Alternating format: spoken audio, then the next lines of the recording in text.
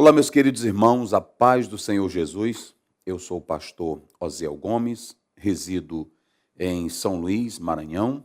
Sou pastor na Assembleia de Deus do Campo Tirirical, da Convenção das Assembleias de Deus, da SEADEMA, no nosso estado do Maranhão.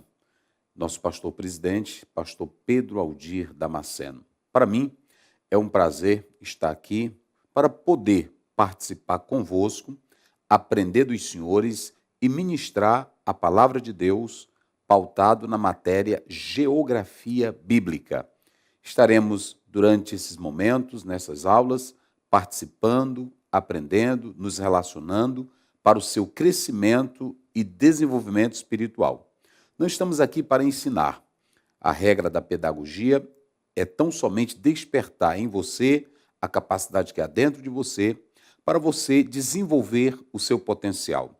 O verdadeiro mestre não é aquele que busca inculcar dentro da mente de um aluno um cabedal de conhecimentos, uma bateria de conhecimentos. O próprio Paulo Freire, grande educador, pedagogo, ele dizia que o importante é que o mestre seja uma ponte, é que o mestre busque incentivar a capacidade que há dentro de cada aluno. Em especial, destacamos que esse é o alvo do ensino-aprendizagem. Nós estaremos juntos partilhando esse conhecimento, aprendendo também convosco e podendo daqui partilhar um pouco da nossa experiência nesse particular, nesse campo bíblico. Então, para nós é um grande prazer, uma satisfação estar aqui e poder contribuir para o seu crescimento espiritual. Aliás, o próprio apóstolo São Pedro, ele diz, 3,18, crescei na graça e no conhecimento de Cristo Jesus. A matéria que nós iremos tratar convosco é Geografia Bíblica. E de início, eu estarei lendo um versículo da Palavra de Deus, já começando a situá-lo dentro desse escopo geográfico, para que você tenha uma noção melhor da geografia bíblica.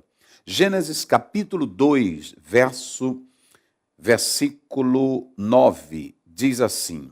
Vamos começar pelo versículo 4. Estas são as origens dos céus e da terra, quando foram criadas, no dia em que o Senhor Deus fez a terra e os céus.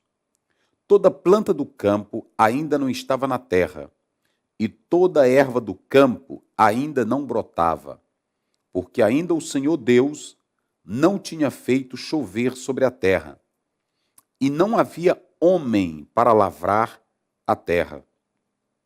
Um vapor, porém, subia da terra e regava toda a face da terra. E formou o Senhor Deus o homem do pó da terra, e soprou em seus narizes o fôlego da vida, e o homem foi feito alma vivente.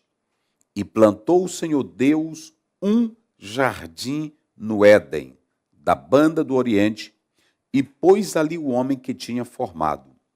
E o Senhor Deus fez brotar da terra toda árvore agradável à vista e boa para a comida, e a árvore da vida no meio do jardim, e a árvore da ciência do bem e do mal. E saía um rio do Éden para regar o jardim, e dali se dividia e se tornava em 4 braços. O nome do primeiro é Pison, este é o que rodeia toda a terra de Avilá, onde há ouro, e o ouro dessa terra é bom. Ali há o bidélio e a pedra sardônica.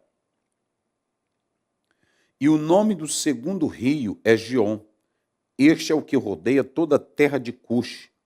E o nome do terceiro rio é Idekel, este é o que vai para a banda do Oriente da Assíria. E o quarto rio é o Eufrates. E formou o Senhor Deus o homem, e o pôs no jardim do Éden para o lavrar e o guardar. E ordenou o Senhor Deus ao homem, dizendo, de toda árvore do jardim comerás livremente, mas da árvore da ciência do bem e do mal, dela não comerás, porque no dia em que dela comeres, certamente morrerás. Você pode estar me perguntando o porquê dessa leitura. Mas se você atentar nitidamente para esse texto bíblico, você há de convir comigo que ele tem tudo a ver com a geografia bíblica. A princípio, quando nós estudamos esse capítulo 2, ele trata especificamente da criação dos céus e da terra e também do homem. Se você pegar o versículo 4, ele diz: estas são as origens. No hebraico, isso aqui é Toledot, que quer dizer criação, geração, e está relacionado à genealogia. Mas aqui a ênfase é a origem não apenas de pessoas humanas, mas a origem dos céus e da terra. Esse capítulo 2, especialmente os versículos lidos, eles abarcam diversas temáticas. Por exemplo, quando nós lemos esse capítulo 2, a primeira coisa que nós temos aqui é o retrato, a fotografia do Deus Criador. O versículo 1 do capítulo 2 diz: assim os céus e a terra e todo o seu exército foram acabados, havendo Deus acabado no dia sétimo. A causa, a origem dos céus, da terra, do homem, de todo o universo, é o Deus Criador. Mas nós aprendemos aqui, nessa perspectiva do Deus Criador, é que Deus não é apenas o soberano, o absoluto. Ele não é apenas o Pantocraton, todo-poderoso, como falava Isaac Newton. Na verdade, ele é o Deus que controla o universo, ele é o Deus que criou os céus e a terra. E como ele criou os céus e a terra, Deus tem o controle e o domínio de todas as coisas. Querido aluno que me assiste nesse momento, que está nesta aula, eu quero dizer para você que esse Deus que criou os céus e a terra, que está no controle absoluto, ele não é aquele Deus que cria o universo, que cria o homem e deixa a Deus dará. Não. Que, na verdade, esse era o pensamento dos deístas, que Deus criou o universo, que Deus criou o homem, mas que não mantém contato com essa criatura, que ele se ausenta desse homem. Essa não é a interpretação correta das Sagradas Escrituras. Nós entendemos aqui que nesses primeiros versículos lidos, nós temos o Deus imanente e o Deus transcendente. Quando nós atentamos para esse Deus transcendente, isso deixa claro que ele está separado da sua criação. Jamais devemos adotar a ideia do panteísmo, nem do paneteísmo. Nós entendemos que Deus, ele é um ser distinto, ele está separado da sua criação. Deus não é um pau, Deus não é a natureza, Deus não é a alma da natureza, de forma alguma. Entenda que Deus criou a terra, Deus criou o espaço sideral, Deus criou os céus e a terra, e ele mantém-se separado desta natureza criada por ele mesmo. Então nós entendemos que Deus é aquele ser poderoso, eterno, que está acima de tudo e de todos. Aliás, quando você lê Isaías capítulo 6, verso 1, nesse capítulo está tratando da visão que o profeta Isaías teve. E ele diz: eu vi o Senhor assentado no sublime trono. Então você tem aí a ideia da transcendência divina. Deus, ele está acima de tudo e de todos. Isso é tão glorioso que essa terra criada por Deus, esse universo criado por Deus, a natureza criada por Deus, essa é a perspectiva da geografia bíblica, é mostrar que Deus está no controle de tudo isso. A terra, os mares, tudo está no controle de Deus. Então, essa transcendência divina mostra que Deus não se perde na sua própria criação. Antes, ele é separado dela, mas ele cuida dela. Ele não está ausente dela, como diziam os deístas, de maneira nenhuma.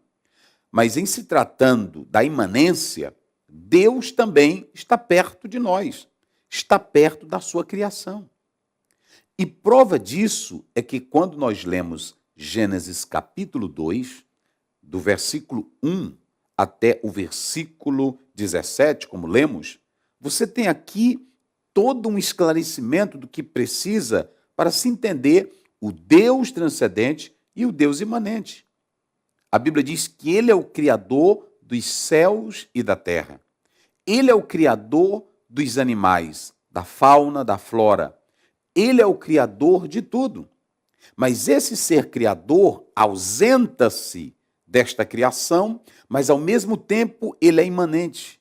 Ele é o Deus que está bem pertinho de nós. É isso que o profeta Jeremias ele vai dizer, que o nosso Deus é Deus de longe, mas também é Deus de perto. Então você aqui desmonta o deísmo e entende claramente que o cuidado desta natureza do homem está debaixo do controle de Deus. Aliás, é dito que não cai uma folha sem o cuidado de Deus. Tudo que acontece na terra, no ambiente humano, está no controle de Deus. Então, nós temos que descartar de imediato a dita teologia ou dito ensino daqueles que dizem que Deus é a própria natureza, que Deus é a própria terra, que Ele é a alma do universo. Esse pensamento tem que ser totalmente rejeitado. Deus é o Criador e Ele mesmo é o sustentador de todas as coisas. Glória a Deus. Então, querido aluno, saiba disso. Atente, em primeiro lugar, que Deus ele é esse Criador, Ele é o ser imanente, Ele é o ser transcendente. O apóstolo São Paulo, respondendo a um grupo de teólogos, aliás, a um grupo de filósofos, epicureus e estoicos, ele é bem incisivo. Ele diz que nesse Deus nós nos movemos, existimos e somos. Então você tem aí a imanência divina. Isso está claro na palavra de Deus. E quando nós podemos analisar aqui pelo aspecto bíblico, que eu quero ler para vocês, confira aí na sua Bíblia, Efésios capítulo 4, versículo 6, a palavra do Senhor vai ser muito importante para nós nesse versículo, tratando aí da imanência. Ele diz assim: um só Deus e Pai de todos. Olha como isso é lindo. O qual é sobre todos, por todos e em todos. Aqui você tem o Deus que é Pai, ele está separado, mas ele está também em nós, ele está em todos. Então você tem aqui a imanência divina. Então, lendo Gênesis, capítulo 2, você tem o Deus que é o Criador, mas ele é transcendente, imanente, ou seja, ele cria, mas não se ausenta de nós. A segunda coisa que você pode analisar é que esse Deus, ele não é apenas criador, imanente, transcendente, ele é aquele que busca relacionamento conosco. Imagine o Deus que está nos céus, essa é a configuração de Mateus 6, na oração do Pai Nosso que está nos céus. Então você tem o Deus que está lá nas alturas. E você pode pensar, como é que eu posso ter relacionamento, contato com um Deus que é transcendente, com um Deus que está lá em cima, é etéreo? Simples. Aqui em Gênesis 2 está provado que ele quer relacionamento conosco. Como é lindo isso. Esse Deus grandioso, esse Deus sempiterno, esse Deus todo-poderoso, absoluto, grandioso, ele não quer estar distante de nós. Ele quer manter relacionamento com as suas criaturas. É isso que você lê. Deus ele quer manter relacionamento, ele quer entrar no nosso ambiente, na terra que ele mesmo cria. Ele vem e coloca o homem no jardim. A Septuaginta, ela vai chamar a palavra jardim de paraíso. Jardim ela vai chamar de paraíso. Atente para isso. Mas quando você lê o Éden, a palavra Éden quer dizer deleite, a palavra Éden quer dizer delícia. Já a palavra jardim, ela ligada a isso, ela tem mais uma conotação persa, né? Porque fala de paraíso. E jardim fala de deleite. Se você analisar, são bem correlatas as duas palavras. Mas o certo é que Deus, esse ser poderoso, ele tem um habitat dele, mas ele quer dar para nós um habitat também. Ele quer nos dar a terra. E é isso que a geografia bíblica pontua para nós. A geografia bíblica, ela não é apenas uma ciência teórica. Ela não é apenas um descrever de fatos geográficos. A geografia bíblica, ela mostra para nós que Deus deu a terra para o homem. O homem, ele está em um habitat, ele está em uma localidade pontuada pelo próprio Deus. E por que é importante analisar isso? Porque você vai entender que a terra é uma bênção de Deus para o homem. A terra não foi uma escravização para o homem. A terra não é a prisão do homem, como alguns sugerem. A terra é o habitat do homem que foi dado por Deus. Aliás, nessa concepção geográfica da Bíblia, está claro pelo próprio profeta Isaías, quando nós lemos 1,19, ele diz: se quiserdes e me ouvirdes, comereis o melhor da terra. Veja aí, Deus coloca o homem no jardim do Éden, paraíso, deleite, delícia. Aqui você tem um habitat sem poluição, sem contaminação, sem estrago pelo homem. Deus dá um habitat agradável, maravilhoso. A terra é esse habitat do homem. E quando Deus coloca esse homem na terra, Deus não se distancia dele, Deus quer relacionamento com esse homem. É isso que a palavra de Deus, ela pontua claramente para nós. Deus quer relacionamento conosco. Então, Deus não se ausenta do homem. E ele dá o melhor para nós, a terra. Saiba, querido aluno, querido irmão, você que é cristão, que é servo de Deus, a terra foi dada por Deus ao homem. O pecado estragou tudo. Mas Deus tem uma promessa: se vocês me ouvirem, comerão o melhor da terra. Todo israelita que obedeceu à palavra do Senhor puderam desfrutar dos benefícios da terra. Semelhantemente, isso cabe para nós. É claro, a igreja ela não tem promessa de terra como Israel. A promessa da igreja é o céu. Mas a igreja pode viver bem nesta terra, ela pode se beneficiar de tudo que há nesta terra, porque a terra é do Senhor. Salmo 24 diz que do Senhor é a terra e a sua plenitude. Então, nós entendemos aqui que Deus cria o homem e coloca o homem nessa terra e quer relacionamento com ele. Então você tem o Deus criador, transcendente, imanente, mas o Deus que busca relacionamento com cada um de nós. Que maravilhoso. Entenda isso, coloque isso no seu coração. A terra é dada para o homem, porque Deus está no controle de tudo, mas Deus coloca o homem para que ele esteja vivendo nesta terra, se beneficiando dela, sendo mordomo dela e desfrutando das bênçãos de Deus. Então, tudo que há na terra vem de Deus. Se vocês analisarem, os produtos medicinais são extraídos da terra, das florestas. Tudo é bênção de Deus para nós. Jacques Rousseau, ele falava da importância do homem voltar ao seu estado primitivo, em ligação com a terra. A terra é uma bênção de Deus para nós.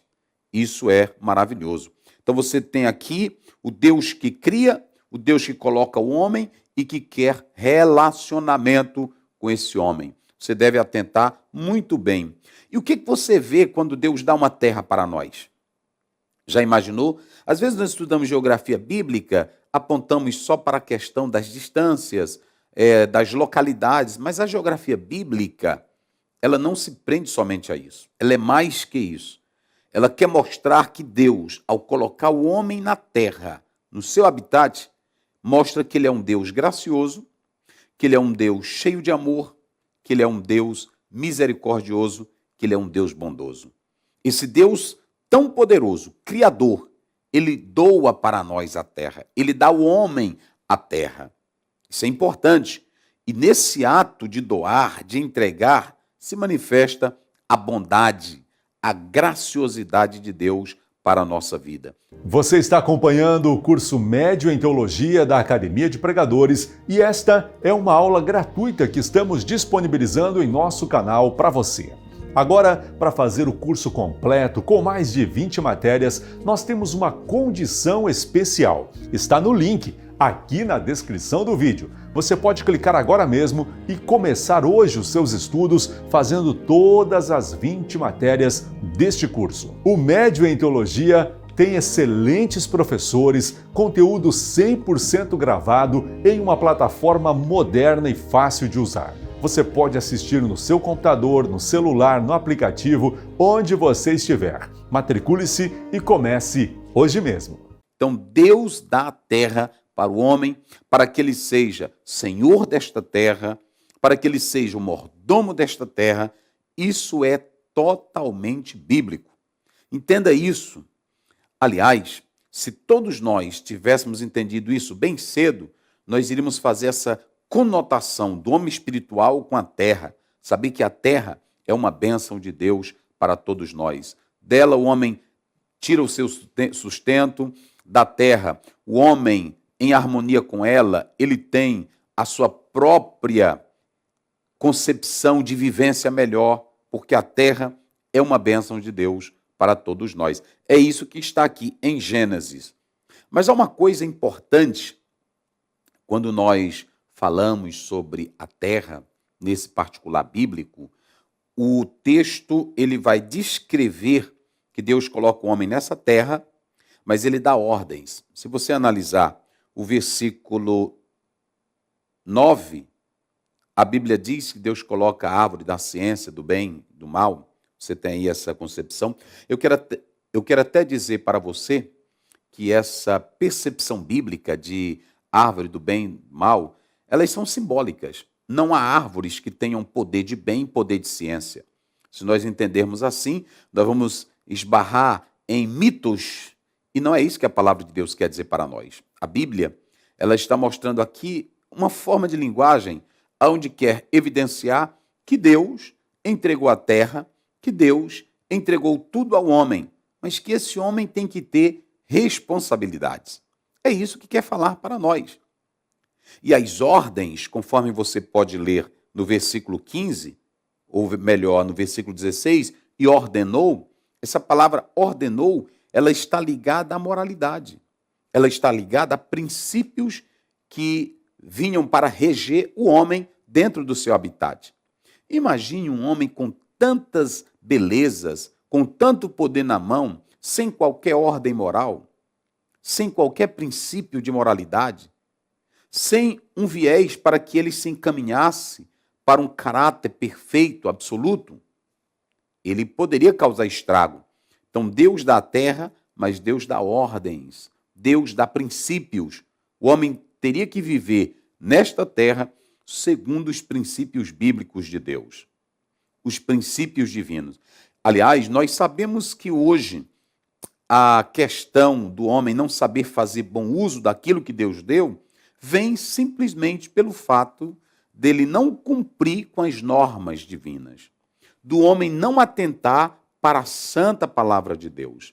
Deus deu a terra. O homem, na sede pelo poder, na ganância, ele toma a terra, ele faz mau uso da terra, ele quer apenas ela para si, as riquezas da terra, sem atentar para o aspecto moral e espiritual. Nós não podemos viver só da terra sem pensar em Deus. Aqui nós temos também uma resposta para a dita teologia da prosperidade. Ah, Deus vai te dar isso, Deus vai te dar aquilo, o homem é o Senhor desta terra. Isso é verdade. Deus deu a terra para nós e Deus quer que nós venhamos usufruir daquilo que é da terra. Mas há que se dizer, querido, que há um princípio legal, há um princípio moral nisso. Tem ordens a ser cumpridas, tem leis estabelecidas. O homem tem limites impostos pelo próprio Deus. Não se pode ultrapassar esses limites. O Senhor estabelece limites. Então, eu não posso pensar só em riqueza, só em poder. E a questão da moralidade? E a questão espiritual? Porque aqui, nesse texto bíblico, você vê que o homem é matéria, mas o homem também é espírito. Ele não é só terra. Ele é terra, mas ele é alma, ele é espírito. E isso vem de Deus. Então, a materialidade não é a questão em foco. Eu não posso pensar só em riqueza, só em poder, só em grandeza. Eu tenho que entender que a terra vem de Deus. As bênçãos materiais também elas vêm de Deus. Mas eu tenho que atentar para o princípio moral, para o princípio espiritual, para o princípio bíblico. Isso é maravilhoso. E eu quero que você, querido aluno, que me assiste nesta hora, atente para isso. Deus quer nos dar bênçãos materiais, mas Ele quer que nós, primeiramente, atentemos para as suas ordens morais e espirituais. O homem não pode ser um ser dissoluto. O homem não pode viver da forma que ele bem quiser, da maneira que ele entende. Não, ele tem que viver baseado em princípios morais e bíblicos. É isso que, nesse primeiro momento, nós queremos pontuar. Então, nesse ato de Deus doar a terra, Ele quer dar uma terra não estéril. Não estéril. Deus quer dar uma terra abençoada. E essa terra abençoada, ela não é algo que não tem existência. Daí você vê as localidades bíblicas sendo pontuadas. Você tem o Pison, você tem o Gion, você tem o Hiddekel, você tem o Eufrates. Esses rios, nós temos dois aqui que são bem conhecidos. Nós temos o rio Tigre e o rio Eufrates. Mas por que em Gênesis está se dando a localidade desses rios? Perceba bem, o Senhor deu uma terra. Antes não chovia, se falava que uma neblina regava a terra. Isso aqui mostra o cuidado de Deus. Há concepções teológicas e de alguns hebraístas que esta neblina ela seria como se fosse um rio, mas nós não acatamos tal interpretação. Ela pode ser arbitrária e pode se firmar em meras tradições. Aqui a ênfase é que os demais rios, ainda que os dois não sejam identificados hoje pela geografia moderna, mas o que se sabe é que o Eufrates e o rio Tigre, sim, eles são identificáveis, localizáveis. Mas o importante aqui, nesse texto bíblico, é que esses rios, eles queriam declarar, dentro da concepção bíblica, de que o local que Deus daria era um local rico, era um local cheio de vida. Porque quando a gente fala de rios, dentro da geografia bíblica, eles têm dois sentidos. Tem o sentido simbólico e tem o sentido realmente literal. Aqui nós temos o sentido literal, não simbólico. Quando você vê a palavra de Deus no Salmo 1-3, plantado junto a correntes de águas, ali é simbólico. Mas você sabe que literalmente qualquer planta que está à beira de um riacho, ela será sempre verde. Ela será sempre frutescente. Não há como se negar essa realidade. Mas o profeta Ezequiel, ele dá um aspecto simbólico do rio espiritual, que por onde ele passar, terá vida. Então você pode, querido aluno, atentar muito bem para essa particularidade. O rio no seu aspecto simbólico, como falou o profeta Ezequiel, e o rio no seu aspecto literal, que vem banhar a terra. Então, toda região banhada por águas são regiões prósperas. E aqui nesse texto, o autor ele quer mostrar que esses rios falavam de prosperidade, falavam de bênçãos materiais. Isso é importantíssimo. E aqui você tem a presença desses rios que vêm. Observem bem que já aqui está claro que Deus queria que o seu povo fosse próspero, dentro da perspectiva bíblica. Então, o Senhor Deus coloca árvores, o Senhor Deus coloca rios, o Senhor faz plantações e nessa localização do Éden, ele coloca o homem. O homem vai viver dentro da terra, mas de uma terra próspera, de uma terra abençoada, de uma terra rica, de uma terra cheia de frutos.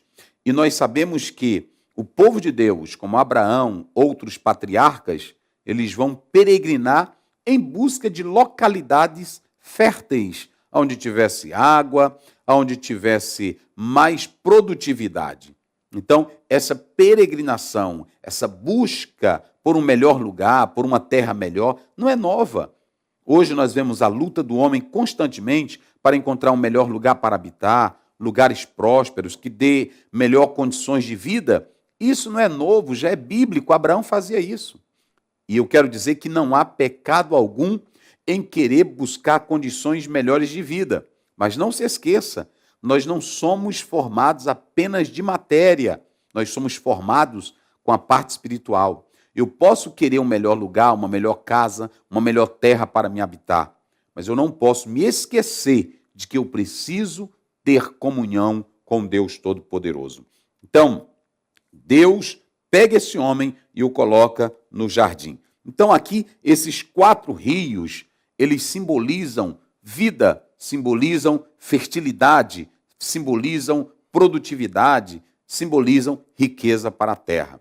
Então, querido aluno, nessa primeira parte eu estou usando esse texto bíblico para que, a partir de agora, nossa aula não fique em meras teorias de livros, não se pautem apenas em palavras de estudiosos da geografia, mas é mostrar para você que a geografia bíblica ela é viva, ela é divina e ela mostra para nós que o homem precisa da matéria, ele precisa extrair de onde ele vive a sua riqueza, mas ele precisa entender que é necessário estar em plena comunhão com Deus. Então, nessa primeira parte, nós estamos usando esse capítulo bíblico para pontuar a você a importância da terra e que aqui se tem a localidade certa nessa particularidade bíblica.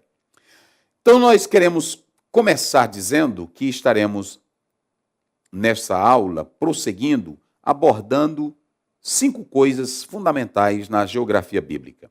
Você vai tomar diversos livros, como, por exemplo, de Enéas Tognini, Claudionor de Andrade, Oswaldo Rones, dentre outros.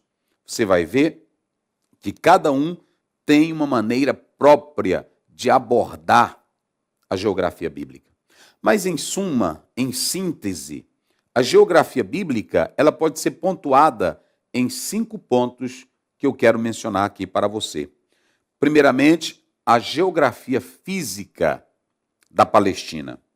Mas antes que você estude a geografia bíblica e física da Palestina, quando você pega qualquer Bíblia, como essa aqui, ou outra, no final dela você vai sempre encontrar mapas. E o primeiro mapa que você encontra é o mapa do mundo antigo. Esse mapa do mundo antigo, ele vai descrever como era o mundo bíblico lá antes dos patriarcas. Então, é importante que você, na geografia bíblica, comece pelo estudo do mundo antigo.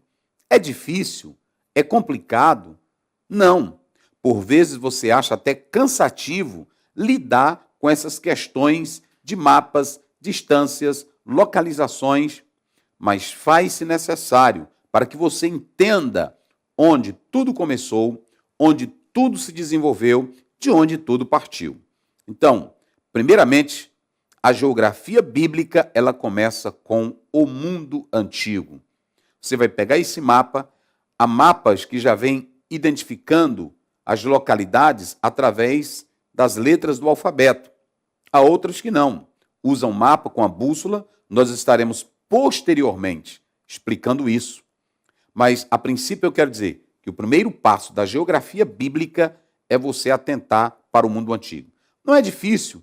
Qualquer um de nós podemos ter contato com essa matéria. Pegue na sua Bíblia e você vai lá para a parte de mapas, que essa vai ser a última parte que estaremos estudando, e você encontrará o mundo antigo e as regiões ali descritas, que nós estaremos, nessa primeira parte da nossa aula, tratando do mundo antigo. A segunda coisa é a geografia física da Palestina. E eu coloco aqui que nessa geografia física você tem a questão dos limites, das topografias, das planícies, dos planaltos. Então, a geografia bíblica, física da Palestina, ela aborda essa questão. Então você tem, primeiro, o mundo bíblico antigo ou apenas mundo antigo. Segundo, você tem a geografia física da Palestina, envolvendo planícies, planaltos, montes e etc. E os limites. Essa é a descrição física da Palestina. Em terceiro, você tem a geografia humana da Palestina. Você vai voltar lá para os tempos bíblicos e você vai estudar a geografia humana. O que isto quer dizer, pastor Aziel? Essa geografia humana, ela trata dos costumes, das habitações, como eram as moradias naquela época, como eram as casas, como eram os costumes, casamento, noivado, como era o vestuário, a roupa, a bebida. Então, a geografia humana, ela se prende nesse particular. Veja como é interessante. Primeiro, eu vou estudar o mundo antigo, como ele se desenvolveu. Segundo, a geografia da Palestina, os limites, as fronteiras e assim por diante. E em terceiro, eu vou me prender na parte humana. E quando você estuda a geografia humana, querido aluno, é tão importante. Você vai saber como eram as casas, você vai saber como eram as mobílias, mobílias dos ricos, as mobílias dos pobres, como os pobres se vestiam, como os ricos se vestiam. Entenda que essa questão de classe, de posição, ela não é apenas uma questão tratada por Max Weber. Não, isso já é antigo. E essa divisão de classes, ela não vem de agora. Ela acontecia até nas questões tribais. Ela se prendia já nessa vivência. Ricos e pobres. E isso você vai ver ao longo da leitura da Bíblia e dentro da nossa aula da geografia bíblica, quando abarcamos sobre a geografia humana. Nós temos aí, em quarto lugar, a geografia econômica da Palestina. Pastor Zé, o que é a geografia econômica? Simples. A geografia econômica, ela vai me dar as riquezas de um determinado país. Eu vou saber, na Palestina, o que era que os judeus tinham de riqueza. Por que tinham partes pobres, outras partes ricas? Isso na terra. Nós sabemos que nessa riqueza envolve a questão animal, mineral. Então nós vemos que os judeus, eles foram habitar em uma terra que era rica no cobre, no ferro. E isso é interessante, nós atentarmos para isso. É claro que essa riqueza da terra de Israel, ela não era forte na hidrografia, mas, entre outras partes, ela era riquíssima. Então, você precisa atentar para essa particularidade da geografia econômica. Nós sabemos que um país ele é rico por aquilo que ele produz. Então, qual é a riqueza de Israel? O que é que a Palestina produzia? Qual era a economia de Israel? É isso, caro aluno, que você precisa analisar muito bem. Há muitos que pontuam a geografia bíblica apenas descrevendo distâncias, cidades, mas nós precisamos conhecer a cultura daquela cidade, a riqueza daquela cidade, o modus vivendi de cada habitante daquela cidade. Então, a geografia econômica, ela se prende nisso. Nós também vamos tratar da geografia política. Hoje nós sabemos dos conflitos existentes em Israel, envolvendo o povo de Deus, ali em Israel, faixa de Gaza, Palestina. Por que isso? A geografia, quando ela aborda essa questão política, ela trata da origem dos judeus, dos hebreus, povo de Deus. Ela trata a questão do tempo dos juízes, a questão do Reino Unido que se dividiu. Isso envolve questões políticas. Por que o reino foi dividido? Então, quando você se prende ao estudo da geografia política, ela trata especificamente sobre essas questões. E esses conflitos existentes, eles se dão por causa dos limites. A geografia política, ela vai abordar isso. Em sexto e último lugar, nós temos a geografia que vai partir para a Ásia Menor. Nós vamos novamente voltar a estudar a economia, vamos estudar a geografia humana, física e, por último, vamos tratar nessa geografia sobre as viagens do apóstolo Paulo. primeira, segunda e terceira viagem de Paulo. E aí nós temos os mapas nas nossas Bíblias que eles evidenciam a questão puramente das viagens que o apóstolo São Paulo fez. Então, querido aluno, esses são os objetivos da geografia bíblica. O alvo da geografia bíblica, querido aluno, são esses aí. Se você pegar esses 6 pontos que nós estamos apresentando, estudá-los meticulosamente, cuidadosamente, você terá uma compreensão lúcida, real, objetiva da geografia bíblica. E quero dizer algo importante. Qualquer livro de geografia bíblica, eles vão trabalhar nessa linha de pensamento. É claro, em alguns eles vão aumentar conteúdo, em outros vão diminuir conteúdo, mas qualquer livro, uns vão começar tratando de definir a geografia, falando dos seis grandes impérios que existiram, e depois prosseguem abordando especificamente as cidades, os relevos, a hidrografia, e por fim vão tratar da cidade santa, Jerusalém, o povo de Deus. Então, nós estaremos fazendo esse passeio pelas terras bíblicas, usando esses mapas, usando essas localidades para entender como o nosso Deus, que está nos céus, agiu dentro do cenário humano. Atente para isso, medite nisso, coloque seu coração nessa matéria.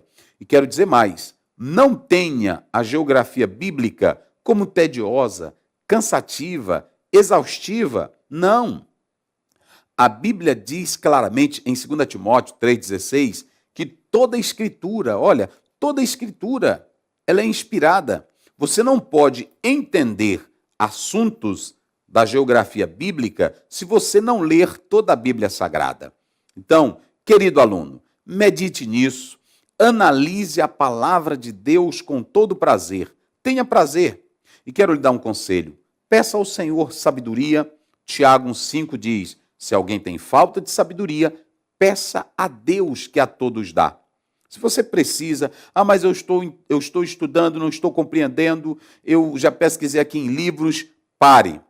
Ore a Deus, peça a iluminação do Espírito Santo. Senhor, eu estou lendo essa obra, eu estou lendo aqui a tua palavra. Me dá compreensão das localidades bíblicas. Eu não quero exibir conhecimento, eu quero te servir e servir melhor o teu povo. Deus faz, porque se o teu pedido é um pedido sem vaidade, sem vanglória, o Senhor Deus irá te iluminar, o Senhor Deus irá te ajudar, o Senhor Deus te dará compreensão das Escrituras Sagradas. Saiba claramente que os segredos do Senhor são para aqueles que o amam de verdade. Medite no Salmo 25,14. Isso é tão claro e tão lindo para todos nós. Então, querido irmão, querida amiga, querido aluno, preste atenção nisso. Estudemos a geografia bíblica e daqui a poucos minutos nós estaremos de volta com você, participando de uma aventura pelas terras bíblicas, em nome de Jesus. Amém. A Academia de Pregadores é uma escola completa, onde você pode ter acesso a mais de 60 cursos, todos eles com certificados, com reconhecimento oficial da CGADB e diversas outras convenções no Brasil e no exterior.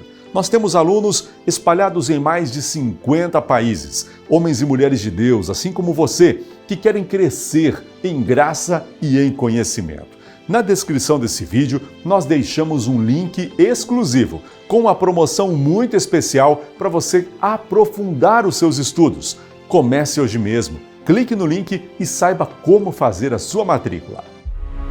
O ano era 2014 e de uma promessa nascia um grande propósito: a missão de ensinar a palavra de Deus de forma acessível em todos os cantos do mundo. O objetivo de capacitar cristãos para viverem de fato as Escrituras e aperfeiçoar líderes para desempenhar o seu chamado com excelência.